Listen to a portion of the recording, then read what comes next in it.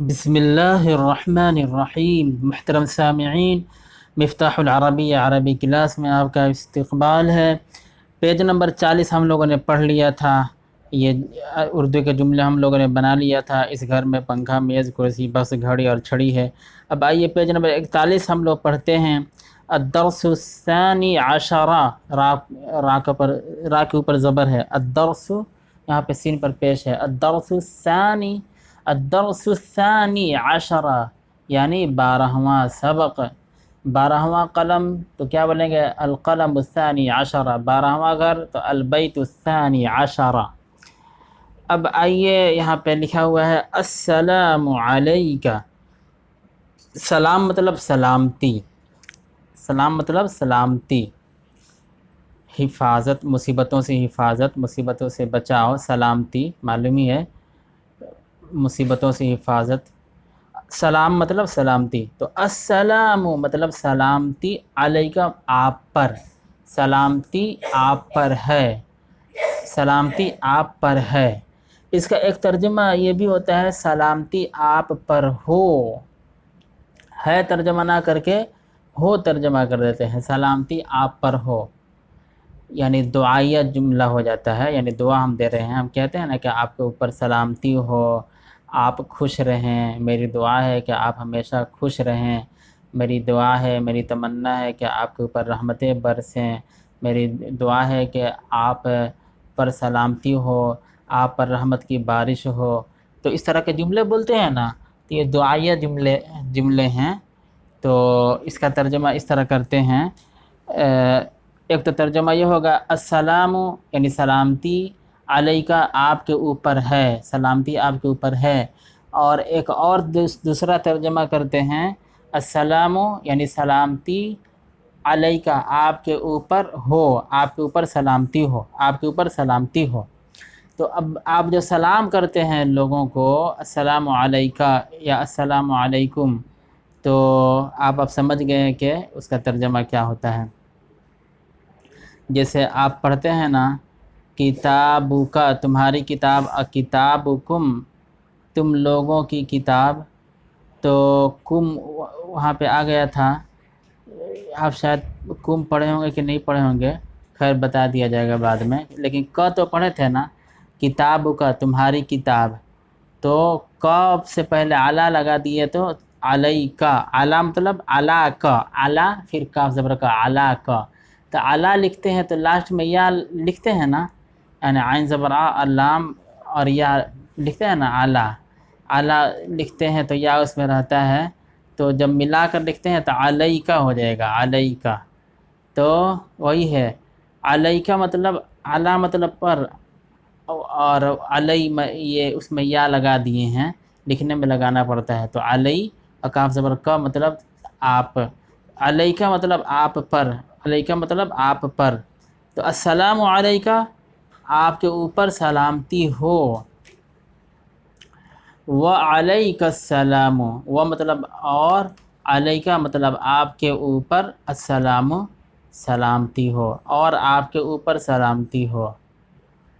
تو دونوں میں تو ترجمہ ایک ہی جیسا لگ رہا ہے، یعنی السلام علیکہ، یہاں پہ سلام پہلے لائے ہیں اور علیکہ بعد میں لائے ہیں، اور ترجمہ ہوگا سلامتی آپ کے اوپر ہو، اور یہاں پہ لائے ہیں وعلیک السلام، وہ مطلب اور، علیک السلام آپ کے اوپر سلامتی ہو، سلامتی آپ پر ہو یا آپ کے اوپر سلامتی ہو، بات تو ایک ہی ہے نا، ترجمہ تو ایک ہی ہو رہا ہے، ادھر سے بولیے یا ادھر سے بولیے، بات تو ایک ہی کہی جا رہی ہے، تو پھر الٹ پھیر کر کیوں کیے ہیں؟ تو جواب یہ ہے کہ الٹ پھیر کر کیا جاتا ہے، ایک جملے کو کئی طریقے سے بنایا جا سکتا ہے، جیسا کہ میں نے بتایا تھا نا، یعنی پھول کا رنگ پیلا ہے، اور تو اس کو دو طریقے سے بنایا گیا تھا، تو بہت سے جملے ہوتے ہیں جن کو کئی طریقوں سے بنایا جا سکتا ہے، تو یہاں پہ بھی ایسا ہے کہ آپ کے اوپر سلامتی ہو، تو پھر وہاں پہ لکھا ہے وعلیک السلام، اور آپ کے اوپر بھی سلامتی ہو، تو یہ جو جملے الٹتے ہیں پلٹتے ہیں تو ان میں کچھ باریکیاں ہوتی ہیں جو آپ بعد میں سمجھیں گے، ابھی میں سمجھا دے رہا ہوں ہلکا سا، کہ السلام علیکم کا ترجمہ ہوتا ہے آپ کے اوپر سلامتی ہو، وعلیک السلام کا ترجمہ ہوتا ہے اور آپ کے اوپر بھی سلامتی ہو، یہاں پہ بھی کا ترجمہ لگا دیں گے، لیکن بھی کے لیے ایزن نہیں لگائے ہیں۔ ایزن مطلب بھی ہوتا ہے، جیسے آلسو ALSO آلسو آتے ہیں نا انگریزی میں، تو عربی میں ایزن آتا ہے، تو ایزن نہیں لائے ہیں، لیکن یہاں پہ صرف الٹ دیے ہیں نا تو بھی کا ترجمہ ہو جائے گا۔ لیکن ہر جگہ الٹنے سے بھی کا ترجمہ نہیں ہوگا، وہ سیاق و سباق سے سمجھ میں آتا ہے، یہ اس میں گہرائیاں ہیں، بعد میں آپ سمجھیے گا۔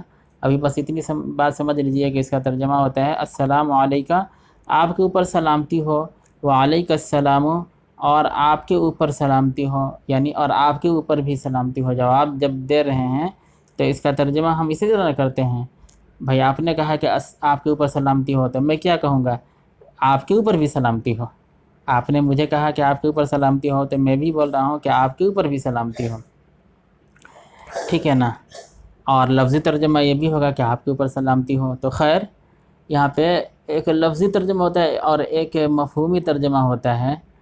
جیسے ایک لفظ ہے، اس کا ایک ترجمہ ہوتا ہے، لیکن اس لفظ کا ایک علاقے میں الگ ترجمہ ہوتا ہے اور دوسرے علاقے میں الگ ترجمہ ہوتا ہے۔ ایک ہی لفظ کا استعمال ایک شہر میں دوسرے معنی کے لیے استعمال ہوتا ہے اور دوسرے شہر میں دوسرے معنی کے لیے استعمال ہوتا ہے، یعنی مفہومی ترجمہ۔ تو مفہومی ترجمہ آپ کو یہاں پہ سمجھنا ہوگا کہ وعلیک السلام بولا جاتا ہے، یعنی آپ کے اوپر بھی سلامتی ہو، اور لفظی ترجمہ تو یہی ہوگا کہ آپ کے اوپر سلامتی ہو۔ تو مفہومی ترجمہ کو بھی ذہن میں رکھنا پڑتا ہے۔ مانتے ہیں کہ بہار میں کوئی لفظ بولا جا رہا ہے، اسی لفظ کا آپ چاہیں گے کہ ہم بنگال میں بول کے کام چلا لیں، تو نہیں کام چلے گا، بلکہ وہاں پہ لوگ ناراض ہو جائیں گے، غصہ ہو جائیں گے۔ تو وہاں کے اعتبار سے لفظ بولا جاتا ہے۔ جیسے آپ سنے ہوں گے کہ اسی لفظ کو ایک گاؤں میں استعمال کریں گے تو بہت اچھا مانا جاتا ہے، لیکن اسی لفظ کو دوسرے گاؤں میں استعمال کریں گے تو وہاں پہ گالی مانا جاتا ہے۔ تو لفظ تو ایک ہی ہے اور اس کا معنی بھی ایک ہی ہے، لیکن الگ الگ جگہوں پر الگ الگ مفہوم ہو جاتا ہے۔ تو یاد رکھیے کہ ایک لفظ کا ایک معنی ہوتا ہے اور اسی لفظ کا ایک مفہوم ہوتا ہے جو لوگوں نے منتخب کر لیا، لوگوں نے چن لیا ہے۔ تو یہاں پہ السلام علیکہ کا اور وعلیک السلام کا ترجمہ تو ایک ہی ہے، لیکن تھوڑا سا اس میں فرق ہو جاتا ہے مفہومی اعتبار سے، کہ السلام علیکہ آپ کے اوپر سلامتی ہو، وعلیک السلام اور آپ کے اوپر بھی سلامتی ہو۔ اور چونکہ جملے کو الٹتے ہیں پلٹتے ہیں تو اس میں کچھ تاکید وغیرہ کا بھی معنی پایا جاتا ہے۔ یہ سب کچھ گہرائیاں ہیں جو بعد میں سمجھیے گا۔ ما اسم کا، ما اسم کا مطلب تمہارا نام کیا ہے؟ ما اسم کا تمہارا نام کیا ہے؟ اب یہاں پہ دیکھیے، ما کے بعد جو اسم میں الف ہے نا، سین سے پہلے جو الف ہے، تو یہ الف اصل الف نہیں ہے، بلکہ یہاں پہ الف کی کئی قسمیں ہوتی ہیں۔ تو ایک تو اصلی یعنی وصلی الف ہوتی ہے، الف ہے، اور ایک قطعی الف ہے۔ تو وصلی الف کو جب ملاتے ہیں تو گرا دیا جاتا ہے۔ تو خیر، آپ اتنی بات سمجھیے کہ اسمن میں جو الف آپ دیکھتے ہیں نا، تو وہ اصل میں وہ الف وہاں پہ نہیں ہے، بلکہ جب کچھ بھی نہ ہو، اسمن سے پہلے کچھ بھی نہ ہو، تب تو اسمن پڑھتے ہیں، یعنی الف کے نیچے زیر دیتے ہیں۔ لیکن اگر ملاتے ہیں، یعنی اسمن سے پہلے کچھ ہو، کوئی بھی لفظ ہو، حرف ہو، تو وہاں پہ پھر الف کو نہیں پڑھتے ہیں۔ اس لیے کہ اسمن میں جو الف ہم دیکھ رہے ہیں نا، یہ الف اصل یعنی ریئل الف نہیں ہے، بلکہ وصلی الف ہے، ملانے کے لیے الف ہے۔ تو خیر، وصلی، اصلی، قطعی، یہ سب سمجھ میں آئے یا نہ سمجھ میں آئے، اتنی بات آپ یاد رکھیے خلاصے کے طور پر، کہ اسمن میں جو الف دیکھ رہے ہیں، اس سے پہلے اگر کوئی لفظ ہو، کوئی حرف ہو، تو اس میں ملائیں گے تو الف نہیں پڑھیں گے، لیکن اگر کوئی بھی حرف اس سے پہلے نہیں ہے تو اسمن میں الف کو نیچے زیر پڑھیں گے ہی۔ جیسے اسمن بولتے ہیں تو اسمن سے پہلے کچھ نہیں ہے تو اسمن، یعنی ای پڑھ رہے ہیں نا، ای زیر پڑھ رہے ہیں نا، لیکن اسمن سے پہلے ما ہے، تو جب ما ہے تو الف نہیں پڑھیں گے، تو ما کو ڈائریکٹ ملا دیں گے سین میں، مس موکا، مس موکا، یعنی ما اسم کا کو پڑھیں گے مسم کا، اسم کا مطلب تمہارا نام، تو مسم کا مطلب ما مطلب کیا، تمہارا نام کیا ہے، مسم کا تمہارا نام کیا ہے، مسم کا مطلب تمہارا نام کیا ہے، ما مطلب کیا ہے، اسم کا تمہارا نام، مسم کا تمہارا نام کیا ہے۔ اب دیکھیے یہاں پہ بائیں جانب اسمی نبیل، میرا نام نبیل ہے۔ کسی سے اگر پوچھنا ہوگا آپ کو کہ واٹ از یور نیم، تو عربی میں پوچھیے مسم کا، مسم کا۔ عورت سے اگر پوچھیں گے تو مسمکی بولیں گے، عورت مرد سے پوچھیں گے تو مسمکہ بولیں گے۔ تو اسمی نبیل، میرا نام نبیل ہے۔ اچھا اب یہاں پہ ایک بات اور میں بتا دوں، آپ دیکھتے ہیں بسم اللہ الرحمن الرحیم قرآن شریف میں لکھا رہتا ہے نا، بسم اللہ، با سین زیر بس، اس کے بعد میم زیر می ہے، اس کے بعد اللہ کا لفظ ہے۔ تو اس کو بھی آپ سمجھ لیجئے یہاں پہ کہ با کے نیچے زیر ہے تو بی، جو پڑھے تھے نا الا علا لام زر لی با زر بی، تو وہی بی ہے، با کے نیچے زیر ہے تو بی ہو گیا۔ اس کے بعد اسم ہے، تو اسم سے پہلے با آ گیا ہے نا، اسی لیے الف کو نہیں پڑھیں گے اور لکھیں گے بھی نہیں وہاں پہ۔ یہاں پہ تو آپ مسمکہ میں الف لکھے ہوئے دیکھیں، یہاں پہ نیچے دیکھیے مسمکہ میں الف کو نہیں پڑھ رہے ہیں لیکن لکھے ہوئے ہیں، لیکن بسم اللہ الرحمن الرحیم میں الف کو تو نہیں پڑھنا ہے اور لکھنا بھی نہیں ہے، تو اسی لیے آپ دیکھتے ہیں با سین زیر بس ڈائریکٹ ہو گیا، الف بالکل وہاں سے ہٹ ہی گیا، تو بس میں ہو گیا نا۔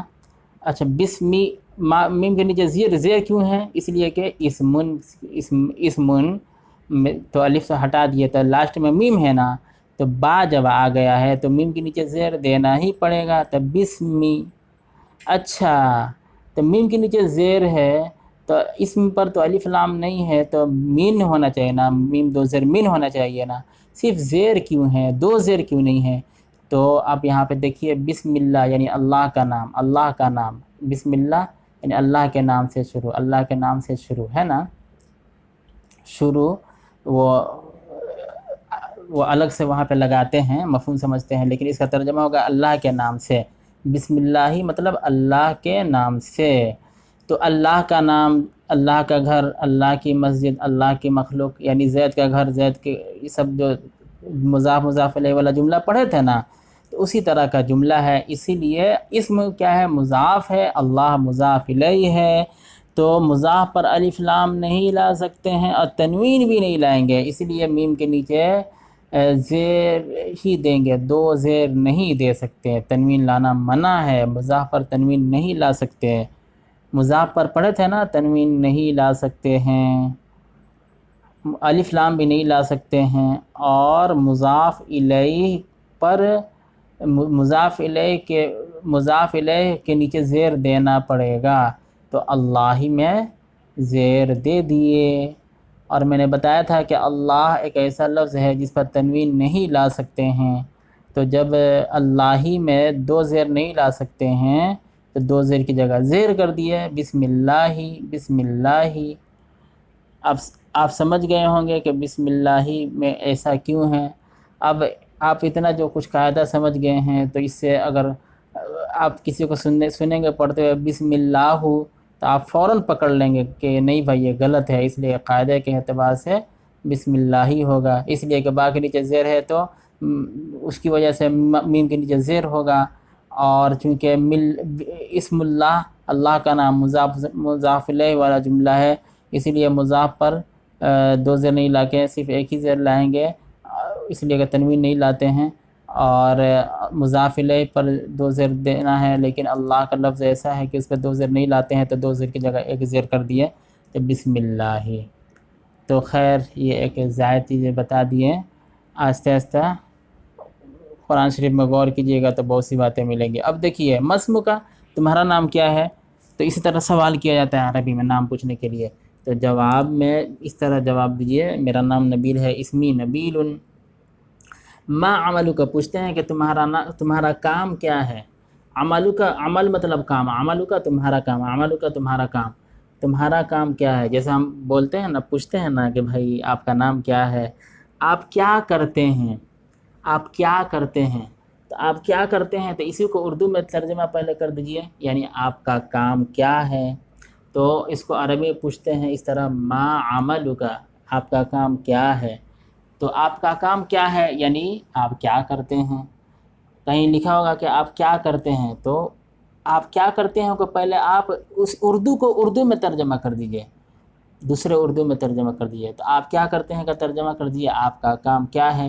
اور جب آپ کا کام کیا ہے تو آپ کو معلوم ہی ہے کہ آپ کا کام عملو کا کیا ہے، ما لگا دیں گے تو آپ آرام سے جملہ بنا سکتے ہیں۔ ما عملو کا، آپ کا کام کیا ہے، یہ تو لفظی ترجمہ ہو گیا۔ اسی کا مفہومی ترجمہ کریں گے تو آپ کیا کرتے ہیں۔ انا طالب فی مدرسۃ، انا طالب میں اسٹوڈنٹ ہوں، فی مدرسۃ ایک مدرسہ میں، ایک اسکول میں، ایک مدرسہ میں اسٹوڈنٹ ہوں۔ من این، کہاں سے ہیں آپ، انت آپ، من این انت، انت من این نہیں بولیں گے بلکہ الٹ کر بولیں گے من این انت، آپ کہاں سے ہیں، آپ کہاں سے ہیں۔ انا ہندی، میں ہندوستانی ہوں، میں ہندوستانی ہوں یعنی ہندوستان کا ہوں۔ ہندی مطلب ہندوستانی اور ہندوستان کا، جیسے یہ گھڑی ہندوستانی ہے تو ہندی ہندیتن، مؤنث کے لیے ہندیتن ہو جائے گا اور مذکر کے لیے ہندی۔ یہ گھڑی ہندوستان کی ہے تو وہی ہندی ہندیتن۔ ساعتن مؤنث ہے تو یہاں پہ ہندی نہیں ہوگا بلکہ ہندیتن ہوگا۔ تو خیر انا ہندی، میں مذکر ہوں نا، اس لیے ہندی استعمال کروں گا، ہندی۔ اگر عورت بولے گی تو بولے گی انا ہندیتن۔ تو من این انت، یہاں پہ مذکر سے سوال ہو رہا ہے اس لیے مذکر جواب دے رہا تو ہندی ہوگا۔ من این انت، آپ کہاں سے ہیں، انا ہندی، میں ہندوستان کا ہوں، میں ہندوستانی ہوں۔ ما عمر صدیقی کا، عمر صدیقی، عمر صدیقی کا، دیکھا صدیق کا مطلب تمہارا دوست، آپ کا دوست، صدیق کا مطلب تمہارا دوست، لیکن یہاں پہ صدیقی کا ہوا ہے تو کیوں ہوا ہے، تو مضاف مضاف الیہ والی ترکیب ہے۔ ما مطلب کیا، عمر صدیقی کا، تمہارے دوست کی عمر، عمر صدیقی کا، تمہارے دوست کی عمر، صدیقی کا تمہارے دوست کی عمر۔ اب دیکھیے عمر مضاف ہے، صدیق مضاف الیہ ہے اور پھر مضاف بھی ہے، اس لیے کہ تمہارا دوست تو کا مضاف الیہ ہے اور صدیق مضاف ہو رہا ہے کہ نہیں، لیکن عمر کی وجہ سے عمر تو مضاف ہے اور صدیق مضاف الیہ ہے۔ تو جب عمر مضاف ہے تو اس پہ الف لام نہیں لائیں گے اور تنوین بھی نہیں لائیں گے، تو اس لیے عمر ہو گیا، پیش ہو گیا۔ اور صدیق مضاف الیہ ہے اس لیے زیر دیں گے، زیر دے دیے نا تو دو زیر دینا چاہیے نا، اس لیے کہ الف لام نہیں ہے تو صدیقین ہونا چاہیے۔ لیکن یہ جو صدیق مضاف بھی بن رہا، مضاف الیہ تو ہے لیکن مضاف بھی بن رہا ہے، کیوں مضاف بن رہا، اس لیے کہ صدیق کا تمہارا دوست، اس لیے کہ کا مضاف الیہ ہے تو صدیق مضاف بن رہا ہے۔ جب مضاف بن رہا ہے تو مضاف پر تنوین نہیں آتی ہے، اس لیے مضاف الیہ صدیق مضاف الیہ ہونے کی وجہ سے صدیقین ہونا چاہیے تھا، لیکن چونکہ یہ مضاف بھی بن رہا ہے تو اس لیے دو زیر ہٹا کر صرف ایک ہی زیر دیں گے، اس لیے کہ مضاف پر تنوین نہیں آتی ہے۔ ما عمر صدیقی کا، تمہارے دوست کی عمر کیا ہے، ہوا فی العشرین، وہ 20ویں میں ہے، 20 مطلب 20واں، 20 مطلب 20 اور دوسرا ترجمہ ہوتا ہے 20واں، تو ہوا فی العشرین، وہ 20ویں میں ہے، 20ویں میں ہے یعنی 20ویں سال میں ہے، یعنی اس کی عمر 20، وہ 20 سال کا ہے، وہ 20 سال کا ہے۔ لفظی ترجمہ تو ہوگا کہ 20ویں میں ہے، یعنی 20ویں، مفہومی ترجمہ ہوگا یعنی 20ویں سال میں ہے۔ جیسے آپ پڑھتے ہیں نا بسم اللہ، اللہ کے نام سے، پھر وہاں پہ آپ بڑھاتے ہیں شروع، تو وہ شروع کیوں بڑھاتے ہیں، تو وہ مفہوم ہے اور اس کے لیے سب دلائل ہیں قرآن حدیث کی روشنی میں جب گہرائی میں جائیں گے۔ تو یہاں پہ بھی ہوا فی العشرین ہے تو وہ 20ویں میں ہے، یعنی یہاں پہ مفہوم سمجھا جائے گا کہ وہ 20ویں سال میں ہے، یعنی اس کی عمر 20 سال ہے، وہ 20 سال کا ہے۔ لفظی ترجمہ ہوگا ہوا فی العشرین، وہ 20ویں میں ہے، مفہومی ترجمہ ہوگا وہ 20ویں سال میں ہے۔ من این ہوا، وہ کہاں سے ہے، ہوا سعودی، وہ سعودی ہے یعنی وہ سعودی کا ہے۔ ما شغلہ، اس کا کام کیا ہے، وہ کیا کرتا ہے، ما عملو کا جیسے آپ اوپر پڑھے تھے نا، اسی طرح ما شغلہ، اس کا کام کیا ہے، وہ کیا کرتا ہے، وہ محاسب، وہ اکاؤنٹنٹ ہے، وہ حساب کنندہ ہے، وہ حساب کرنے والا ہے۔ این کتابک، تمہاری کتاب کہاں ہے؟ کتابی فی الحقیبتی، میری کتاب بیگ میں ہے۔ این کتابک، تمہاری کتاب کہاں ہے؟ کتابی فی الحقیبتی، میری کتاب بیگ میں ہے۔